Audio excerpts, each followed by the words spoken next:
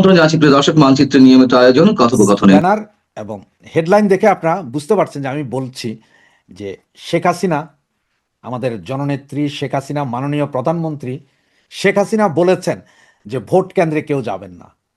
ছবিতে আমাদের মাননীয় প্রধানমন্ত্রী জননেত্রী শেখ হাসিনা এবং সজীব ওয়াজেদ জয় দুজনেরই ছবি দেওয়া আছে এবং দুজনই দ্ব্যর্থহীন ভাষায় ঘোষণা করেছেন যে কেউ ভোট কেন্দ্রে যাবেন না। 3 দিন 4 দিন আগেই সজীব ওয়াজেদ জয়ও বলেছেন। তো আজকের এই ভিডিওটা যখন আপনারা শুনবেন, প্লিজ দয়া করে পুরো ভিডিওটা শুনবেন।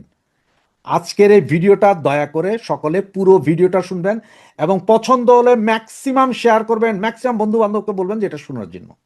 আওয়ামী লীগ নেতাদেরকে প্রেশার করে পাঠাবেন যেটা শোনার জন্য।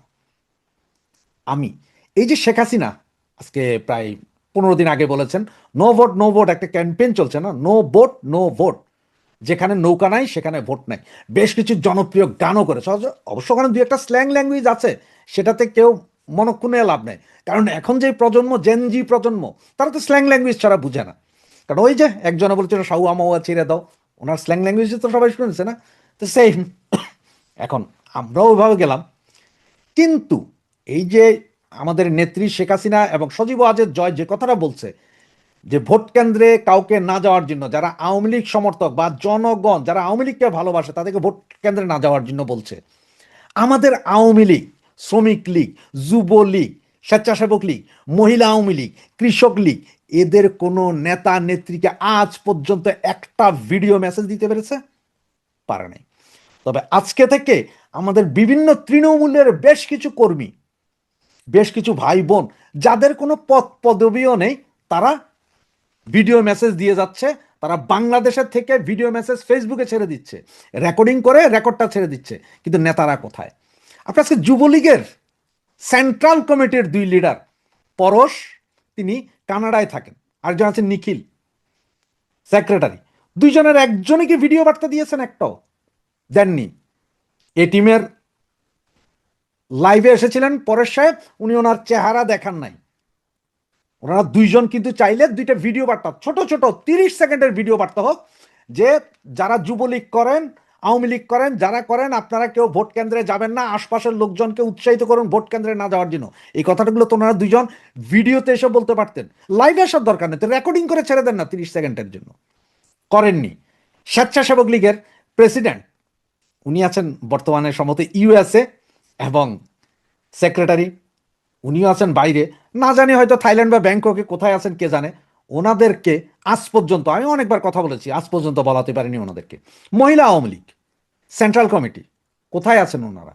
ওনারা যদি ঘরে থেকে থাকেন তাহলে ওখান থেকে একটা ভিডিও বার্তা দেন না।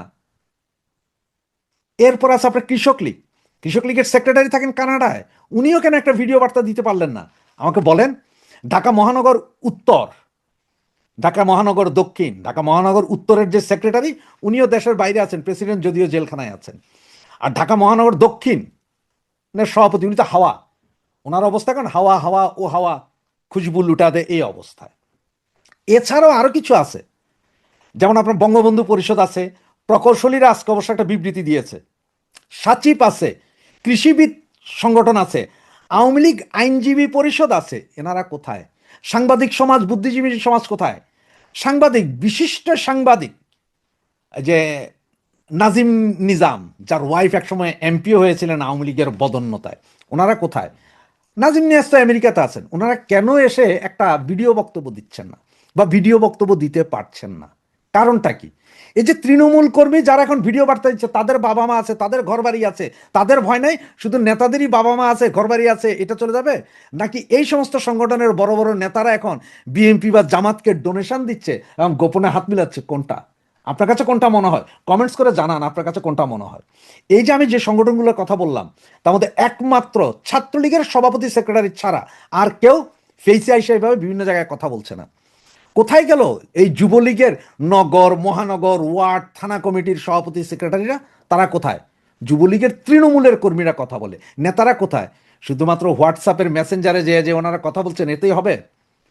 আপনাদের মতামত কি?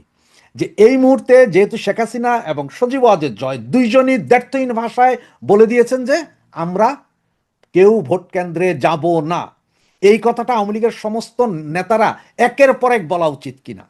ওনারা যদি বলে এটার ইম্প্যাক্ট আমি বা আপনি বললে যতটুকু পড়বে তার চেয়ে বেশি পড়বে, তাই নয় কি? আওয়ামী লীগের 300 আসনে 300 এমপি আছেন। 300 এমপি যদি এসে এক এক দিনে যদি 10 জন বা 20 জন এমপি হয়, যে এসে যদি বলেন যে আমার আসন, ধরেন আপনার এক্সাম্পল আমি বললাম যে আমার আসন 1, আমার আসন 2, আমার সংসদীয় আসন 300, আমার সংসদীয় আসন 286, আমার সংসদীয় আসনের নেতা কর্মী জনসাধারণের কাছে অনুরোধ, আপনারা 12 তারিখ ভোট কেন্দ্রে যাবেন না, আপনারা সকলে বাসায় থাকুন। যদি প্রেসারে পড়ে বা মৃত্যু ভয়ে আপনারা ভোট কেন্দ্রে যেতেই হয়, ভোট কেন্দ্রে গিয়ে সেই ভোট কি করবেন সেটা আপনারা সিদ্ধান্ত নিয়ে ফেলবেন ওখানে, যে আপনারা এমন কিছু করুন, এমন ভাবে করেন যে আমরা কোনো ভোট কেন্দ্রে যাব না, ভোট দেব না। এই অনুরোধটুকু কি 300 আসনে 300 জন এমপি করতে পারেন না? বা রানিং এমপি যারা ছিল তারাও করেন না? বা আগামীতে অদূর ভবিষ্যতে যারা এমপি হওয়ার খায়াস আছে, কমিশনার হওয়ার খায়াস আছে, তারাও কি বলতে পারেন না? সারা বাংলাদেশে এতগুলো কমিশনার, মহিলা কমিশনার, চেয়ারম্যান, উপজেলা চেয়ারম্যান, অমুক চেয়ারম্যান, কোথায় ওনারা? কেন ওনারা এখন ভিডিও বার্তা দিচ্ছেন না?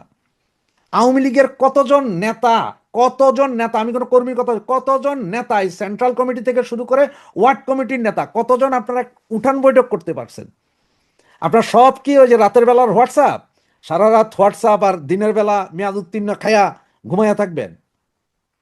আমি এখন পর্যন্ত দেখলাম না যে কোনো আওয়ামী লীগ নেতা ফোন দিয়ে বলতে যে ভাই এই এটা লাইভ রেডি করেন, আমি আমার এলাকার জনগণকে বলবো, আমি আমার দেশের জনগণকে বলবো যে যাতে ভোট কেন্দ্রে না যায়, আমি আমার জননেত্রী শেখ হাসিনা এবং সজীব ওয়াজেদ জয়ের কথাটা বাংলাদেশের মানুষকে আরো বেশি করে শোনাবো। হ্যাঁ, আমরা জানি শেখ হাসিনার কথা সবাই শুনছে, সজীব ওয়াজেদ জয়ের কথা সবাই শুনছে, কিন্তু কথাটা হচ্ছে যে আপনারা কেন বলছেন না? এখনো কেন আপনাদের মধ্যে গ্রুপিং? আপনারা কেন এখনো বলতে পারতেছেন না? মানে আপনাদের নিজেদের পিঠ বাঁচানোর জন্য, ব্যবসা বাঁচানোর জন্য আপনারা চুপচাপ চেহারা দেখাবেন না নাকি? আপনারা কেউ চেহারা দেখাবেন না, কারণ আপনারা চেহারা দেখাইলে আবার আপনাদের ব্যবসা বাণিজ্য এগুলোর ক্ষতি হয় কিনা। আর আমরা যারা বলি বা আমার তৃণমূল কর্মী ভাই বোন যারা বলে, তাদের কারোই ব্যবসা বাণিজ্যও নাই, বাপ মাও নাই, ঘর বাড়িও নাই, সব এতিমখানা থেকে উঠে আসছে নাকি? এটাই কি মনে হয় না? তো আপনারা প্লিজ যারা আমার এই বক্তব্যটা শুনছেন, সকলে এই বক্তব্যটা একটু বেশি বেশি করে প্রচার করেন, বেশি বেশি করে আওয়ামী লীগ নেতাদেরকে জিজ্ঞেস করেন এখন যে তোমরা হোয়াটসঅ্যাপ কলে আমাদের সাথে কথা না বলে ভিডিও বার্তা দাও। আমার কথা হচ্ছে ভিডিও বার্তা দাও।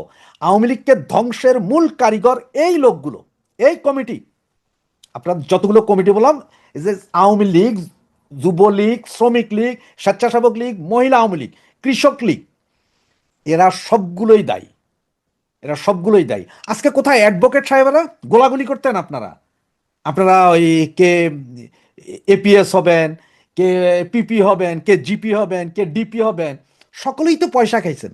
বুদ্ধিজীবীরা আওয়ামী লীগ আমলের গত 15 বছর তো আপনারাও পয়সা খাইছেন, সব বেনিফিশিয়ারি। কেউ জমি নিছেন, কেউ জায়গা নিছেন, কেউ টাকা নিছেন, কেউ চিকিৎসার জন্য টাকা নিছেন, নিছেন না আপনারা? কেউ আপনাদের বউরে এমপি বানাইছেন, কারো বউ আবার যে নেতা হইছে, কারো ছেলে এমপি হয়েছে। আপনারা বের হচ্ছেন না কেন?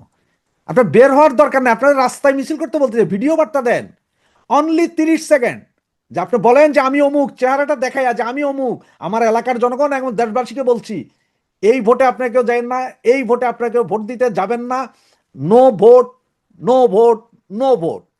আওয়ামী লীগ নাই এই জন্য যে আপনারা শুধুমাত্র যাবেন না তা নয়, এই দেশটাকে বাঁচানোর জন্য হলো এই ভোটে অংশগ্রহণ করেন না। কারণ এই ভোটে যদি অংশগ্রহণ না করেন, এই ভোটের পার্সেন্টেজ সারা পৃথিবীর লোকজন যখন দেখবে হাসবে, এটা সকলেই আপনার কি করবে, বাতিলের খাতায় ফেলে দিবে।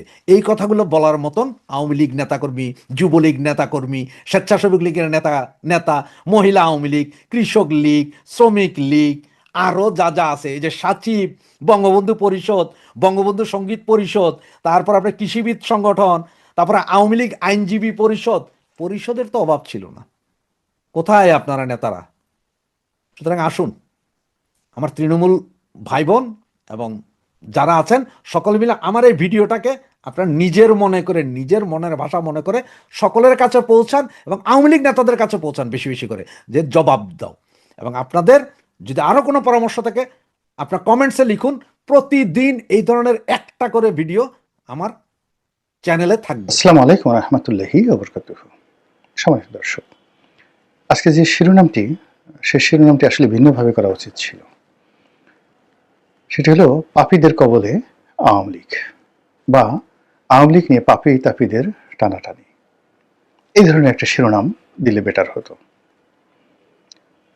এই দলটির সঙ্গে যারা রাজনীতির সঙ্গে জড়িত, বা এই দলটির জন্য যারা আত্মত্যাগ করেছেন সেই প্রথম দিন থেকে, মানে 50-এর দশক থেকে, তাদের সবার একটা আফসোস যে বিপদের সময় যারা এই দলের জন্য কাজকর্ম করেন, দলের জন্য আত্মত্যাগ করেন, দলের জন্য সর্বস্ব বিলিয়ে দেন, এই দলটি যে কয়বারই সুসময়ে এসছে, এই আত্মত্যাগ যারা করেছেন তাদের কাউকে দল মূল্যায়ন করেনি। এক, আর দলের যারা শীর্ষ নেতৃবৃন্দ রয়েছেন তারা কেন জানি সেই নব্যধনী, নব্য আওয়ামী লীগের দুর্নীতিবাজ, অভিজাত বলে তথাকথিত অত্যাচারী, জুলুম বা চরিত্রহীন এই লোকগুলোকে তারা সবসময় প্রিভিলেজ দেয়। এবং এই প্রিভিলেজের কারণে কি হলো, বারবার বারবার আওয়ামী লীগ পরাজিত হয়েছে। আর এখন এইবার আওয়ামী লীগ এতটা বিপদে পড়েছে, এই এতটা বিপদ থেকে আওয়ামী লীগ আদৌ বের হতে পারবে কিনা এটা সময় ছাড়া কেউ বলতে পারবে না।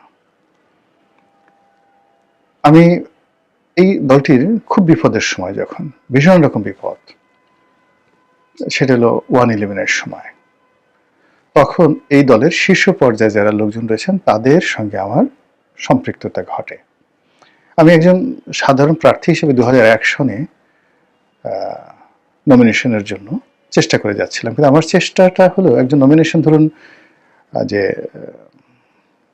উপজেলা পর্যায়ের নেতাকর্মী, জেলা পর্যায়ের নেতারা এবং বিভাগীয় পর্যায়ের নেতার বাইরে প্রধানমন্ত্রী শেখ হাসিনার সঙ্গে একবার দুইবার সাক্ষাৎ, এটার মধ্যে সাধারণত সীমিত ছিল বা থাকে যারা নমিনেশন চায়।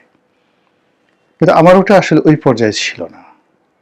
আমার এটা কি হলো, প্রথমত যে ওবায়দুল কাদের সাহেব এবং আব্দুল জলিল সাহেব, এই দুজনের সঙ্গে আমার একটা ব্যক্তিগত সম্পর্ক গড়ে উঠল। এটা গড়ে উঠল 2004 সনের দিকে। যেহেতু আমি তখন ভালো ব্যবসা করি, সচ্ছল, যেটাকে বলা হয় ডিম পাড়া মুরগি নয়, মানে দুগ্ধবতী গাভী, তো কাজে আমি খুব সহজে নেতাদের দৃষ্টি আকর্ষণ করতে পারতাম, এবং যেখানে যেতাম সেখানে খুব আকর্ষণীয়, এর কারণ হলো আমি খরচ করতে পারতাম। তো এই অবস্থাতে যারা শীর্ষ নেতৃবৃন্দ রয়েছেন তখন তাদের প্রায় সবারই আর্থিক দ্বন্দ্বদশা ছিল। 2001 থেকে একেবারে 2009 পর্যন্ত সবারই দ্বন্দ্বদশা ছিল, কারো এরকম দহরম মহরম অবস্থা ছিল না আওয়ামী লীগের যারা নেতৃবৃন্দ রয়েছেন। তো যারা নব্য ব্যবসায়ী, ধনী ব্যবসায়ী, দলের ভিতরে বা বাইরে, তাদের একটা নির্ধারণ যাকে বলা হয় যোগ্যতা ছিল বা গ্রহণযোগ্যতা ছিল। 2 নম্বরে যেটা ছিল, যখন 1/11 হইল তখন 1/11-এর পরে সবাই ভয় পেয়ে গেল। বিশেষ করে দলের যারা ডোনার ছিলেন, ফাইন্যান্সার ছিলেন, সব গা ঢাকা দিলেন।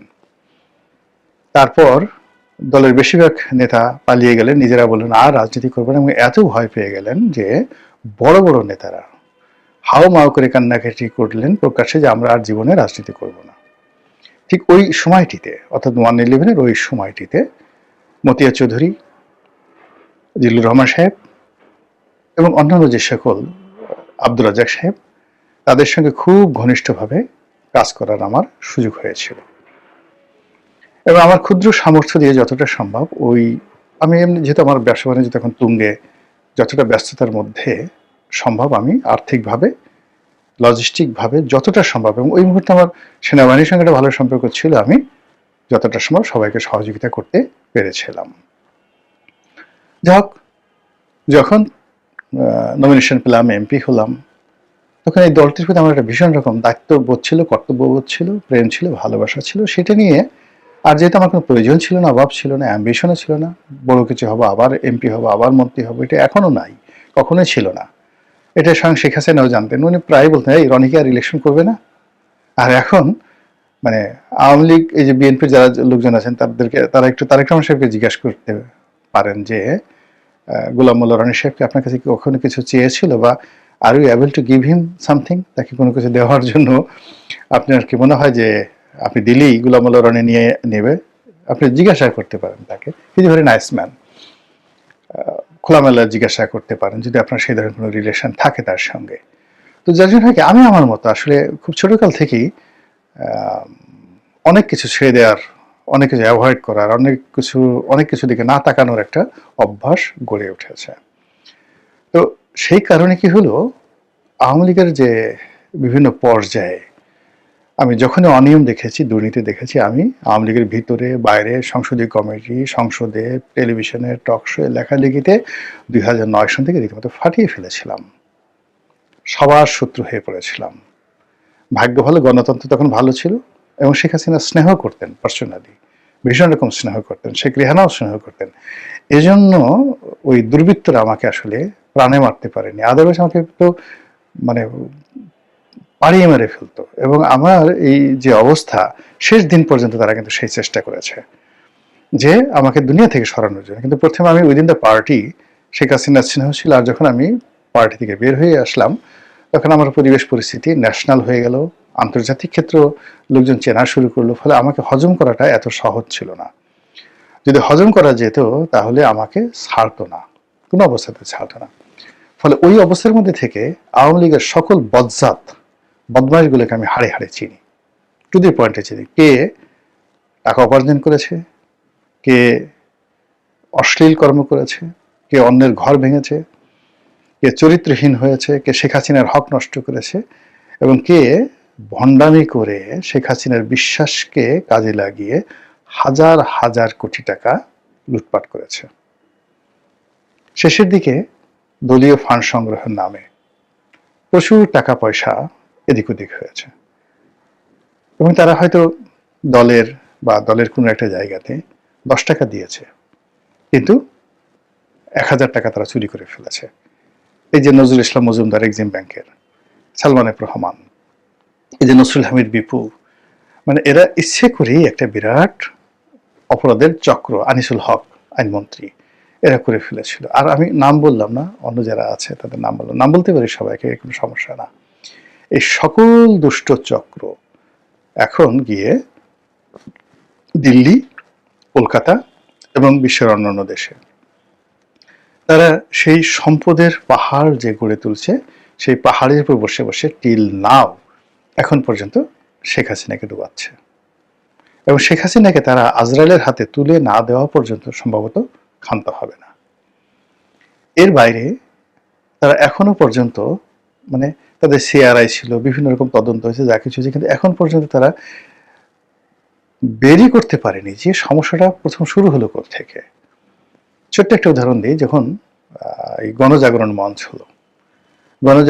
হলো, কতগুলো বদমাইশ কোত্থেকে যে এসে জুটলো, এই ইমরানের সরকার, কমির রহমান, পিয়াল মিয়াল, কোথা থেকে আসলো শিয়াল মিয়াল, মানে এইগুলোর যে দাপট, কথাবার্তা, সবকিছু মিলিয়ে এখন যারা সমন্বয়ক আছে, আমি তো মনে করি যে এই অমির রহমান পিয়াল ঠিয়ালদের তুলনায় এখন হাসনাত সার্জি যারা আছে, এরা তো আকাশের মানে তারকা, এরা ফেরেশতা।